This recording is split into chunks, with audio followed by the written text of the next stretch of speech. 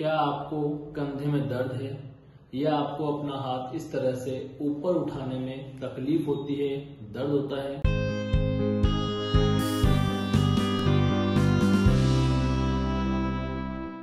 Hello everyone, myself Dr. Sheikh Mohammed Khan. I am an orthopedic and arthroscopic surgeon. Welcome to the world of ortho sports for a pain-free body and injury-free sports. क्या आपके कंधे में भी चोट लगी है या आपके कंधे में दर्द रहता है, आपको कंधा ऊपर उठाने में तकलीफ होती है या कोई भी ऐसी एक्टिविटी जिसमें आपको हाथ को ऊपर उठाना होता है उसमें आपको तकलीफ होती है? अगर आपको इस तरह के सिम्टम्स हैं तो हो सकता है आपके कंधे में रोटेटर कफ टियर हो या सुप्रास्पाइनटस मसल टियर हो। सबसे पहले इस तकलीफ को समझने के लिए हम कंधे की एक नॉर्मल बेसिक एनाटॉमी समझेंगे। यह हमारे कंधे के जॉइंट का एक बेसिक मॉडल है।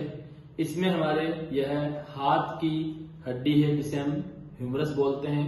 यह कंधे में पीछे की ओर मौजूद हड्डी जिसे शोल्डर ब्लेड या स्कैपुला कहते हैं वह है। यह हमारे गर्दन की हड्डी जिसे हम हंसली कहते हैं वो है, जिसे क्लेविकल कहा जाता है। हमारे कंधे के जॉइंट में कई सारी मसल्स होती हैं जिनमें से 4 इंपॉर्टेंट मसल्स होती हैं: सुप्रास्पाइनटस, इंफ्रास्पाइनेटस, टीरिस माइनर और सबस्कैपुलरिस। सुप्रास्पाइनटस मसल इस तरह से कंधे के ऊपर से आकर और हमारे हाथ की हड्डी पर जुड़ती है। इसके पीछे की ओर से इंफ्रास्पाइनटस और टीरिस माइनर मसल आती है और आगे से सबस्कैपुलरिस मसल आती है। ये चारों मसल्स कंधे के जॉइंट पर आपस में कंटिन्यूएशन बनाकर एक कफ का निर्माण करती है जिसे हम रोटेटर कफ कहते हैं। जब कभी आपको इस तरह की तकलीफ होती है, आपके डॉक्टर आपको शोल्डर जॉइंट के एमआरआई के लिए सजेस्ट करते हैं तो उसमें रोटेटर कफ टियर या सुप्रास्पाइनटस मसल टियर लिखा हुआ आ सकता है। इसका मतलब यह है कि आपको रोटेटर कफ में इंजरी है। आज हम इसके बारे में डिटेल में बात करने वाले हैं। रोटेटर कफ टियर क्यों हो सकता है? रोटेटर कफ टियर सामान्य रूप से जब हम हाथ की, अपने कंधे की एक्टिविटीज जिसमें कि हाथ को ऊपर उठाना होता है, हम गलत तरीके से रिपीटेटिव यूज करते हैं तो हमको रोटेटर कफ टियर हो सकता है। ओल्ड एज में भी यह मसल कमजोर हो जाती है जिसकी वजह से एल्डरली पॉपुलेशन में रोटेटर कफ टियर ज्यादा कॉमनली देखा गया है। इसके अलावा आपको कोई ट्रॉमा हो, कोई चोट लगी हो कंधे में जिसमें डायरेक्ट हिट या फिर हाथ के बल गिरने की वजह से भी आपका रोटेटर कफ में टियर हो सकता है। वह एथलीट जिनमें हाथ को ऊपर उठाना या थ्रोइंग या इस तरह की एक्टिविटी शामिल होती है उनमें रोटेटर कफ टियर ज्यादा देखने को मिलता है।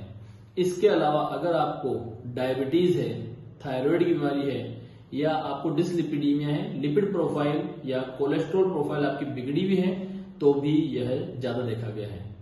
अगर आपको रोटेटर कफ टियर है तो आपको शोल्डर स्पेशलिस्ट ऑर्थोपेडिक सर्जन को दिखाना चाहिए। वह आपके शोल्डर में कुछ एग्जामिनेशन, कुछ टेस्ट करते हैं जिनमें कई क्लिनिकल एग्जामिनेशन जिसमें ड्रॉप आर्म टेस्ट, बेली प्रेस टेस्ट, हॉकिंस टेस्ट, इस तरह के कई टेस्ट हैं जिनसे वो पर्टिकुलरली इन 4 मसल्स के एक्शंस को एग्जामिन करते हैं और उनकी स्ट्रेंथ को एग्जामिन करते हैं, जिससे मालूम चलता है कि आपको पार्शियल टियर है या कंप्लीट टियर है।